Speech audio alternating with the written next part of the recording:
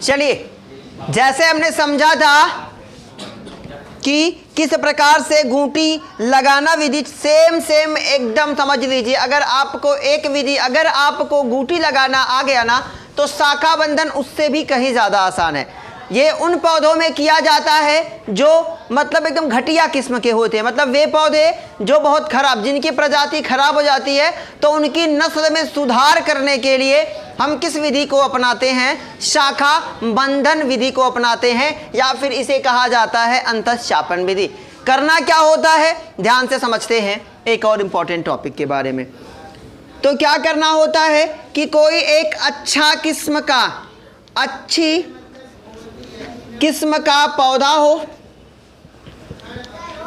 इसके लिए आपको क्या क्या चीज़ों की ज़रूरत पड़ने वाली है? एक अच्छे किस्म का पौधा लें और एक घटिया किस्म का पौधा, एक घटिया किस्म का पौधा लें।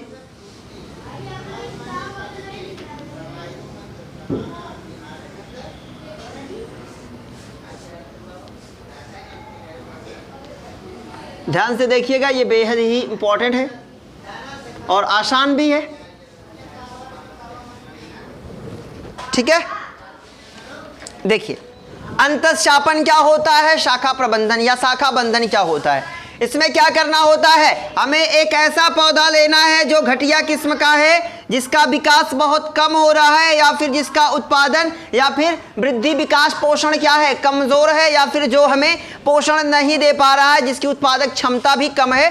तो उसमें हम सुधार कैसे कर सकते हैं? तो हम एक अच्छी किस्म का पौधा लेंगे और एक लेंगे कैसा, एक घटिया किस्म का पौधा लेंगे, मतलब जो खराब नस्ल वाला है, घटिया किस्म का पौधा। अब क्या करेंगे हम इस विधि में? तो जो अच्छी किस्म का पौधा होगा उसकी एक टहनी को हम क्या करेंगे, छील देंगे। क्या करके? छील कर।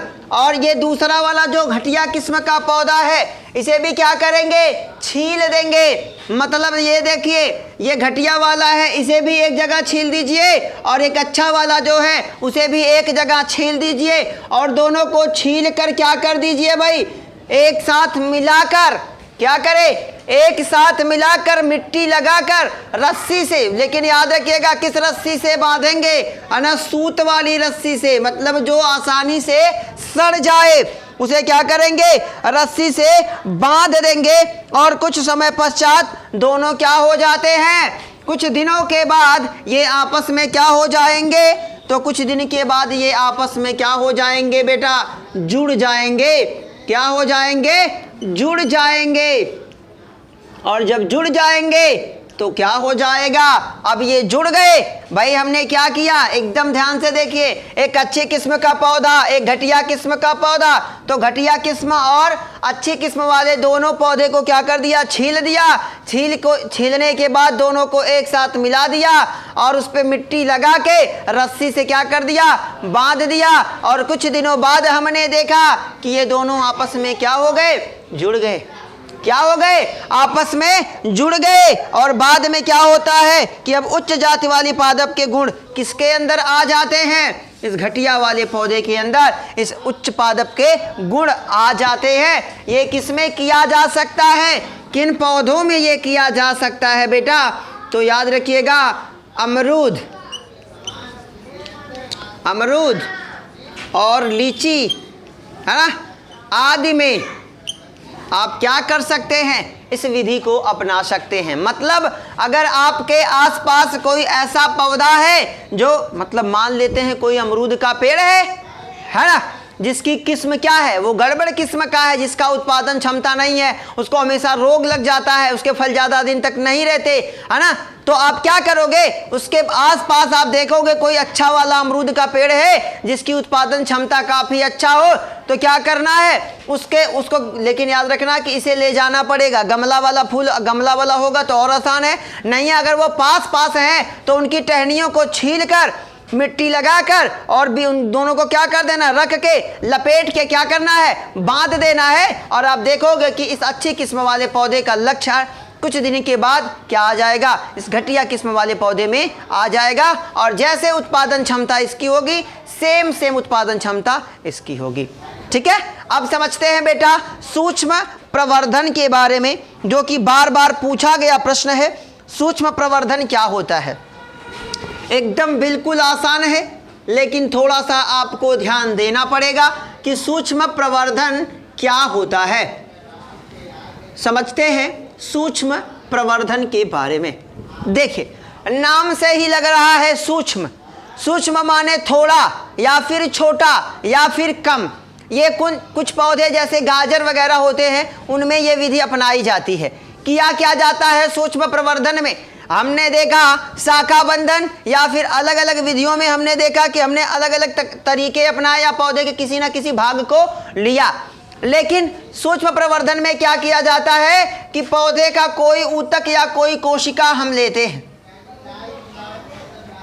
ठीक है, पौधे का कोई कोशिका या कोई ऊतक लेते हैं और उसे एक ऐसे माध्यम में डाल देते हैं, एक ऐसे माध्यम में, मान लो यहां समझिए, मान लेते हैं हमने गाजर लिया, ठीक है, उसका एक छोटा सा टुकड़ा लिया, एक छोटा सा टुकड़ा, उसके एक छोटे से टुकड़े को एक परख नली में हम क्या करेंगे? डाल देंगे। किस में डाल देंगे भाई? परख नली में डालेंगे।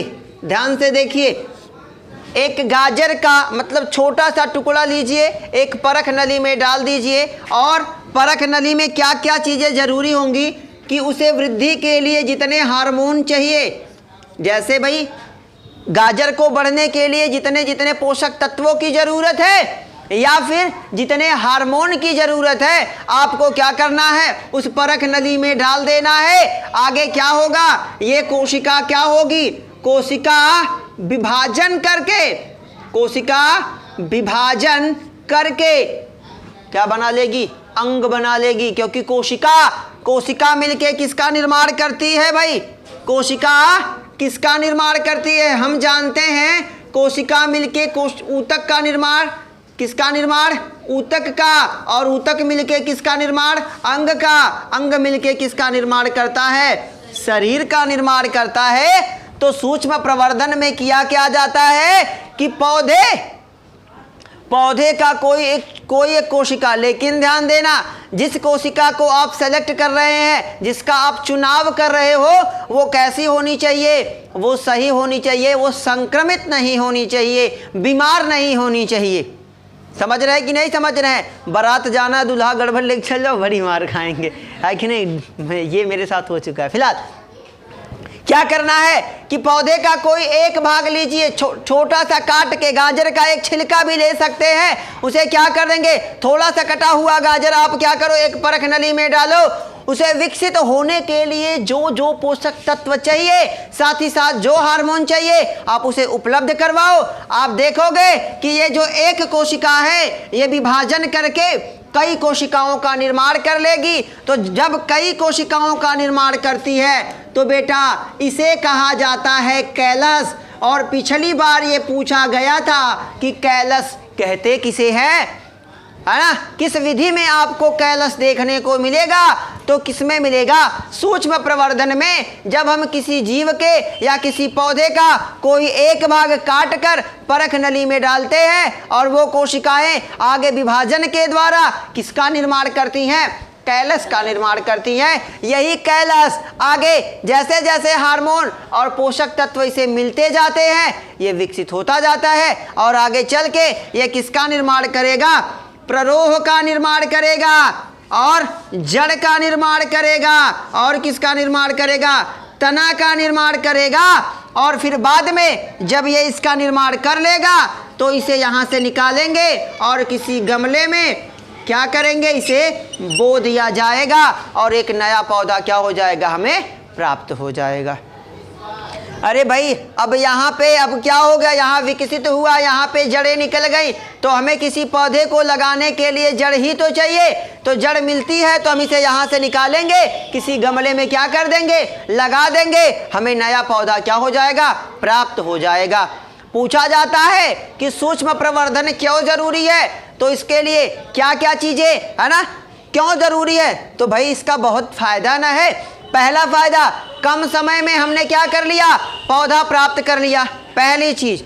और जितने पौधे भी हमें मिले, मैं लिखिए देता हूं यहां पे, है ना, कम समय लगा हमें, कम समय में हम क्या अधिक पौधे प्राप्त कर सकते हैं, अधिक पौधे प्राप्त कर सकते हैं। जबकि दूसरा, कम जगह में भी प्राप्त कर सकते हैं, कम जगह में भी हम अधिक पौधे प्राप्त कर सकते हैं। साथ ही साथ जनक के समान यानी मात्र के समान पौधे प्राप्त कर सकते हैं। 3 पॉइंट बहुत है ना। मतलब क्या होगा कि अगर सूक्ष्म प्रवर्धन कभी पूछा जाए तो आप कहोगे कि एक कायिक जनन की एक बहुत ही जबरदस्त विधि है। इसमें हम कम समय में अधिक से अधिक पौधे प्राप्त कर सकते हैं, बशर्ते जिस कोशिका का, जिस अंग का हम चयन करेंगे वो संक्रमित नहीं होना चाहिए। अगर ये कोशिका सड़ी हुई होगी, मृत होगी, तो बताइए हार्मोन या कोशिका विभाजन उसमें होगा, कैलस का निर्माण होगा? नहीं होगा। तो नहीं होगा तो पौधे का निर्माण कभी भी नहीं होगा। दूसरा पॉइंट क्या है, कम जगह में, एक परख नली इतनी जगह, आपका कमरा भी बहुत ज्यादा है, इसमें कई 100 हो जाएंगे, है ना। एक परख नली रखने की जगह चाहिए और हार्मोन आप उसे देते रहो, एक नया पौधा बन जाएगा। साथ ही साथ ये पूरा का पूरा मैंने आपको बताया है, क्लोन, क्लोन शब्द बार बार इस्तेमाल किया जाता है कि क्लोन किसे कहते हैं, क्लोन किसे कहते हैं। तो हम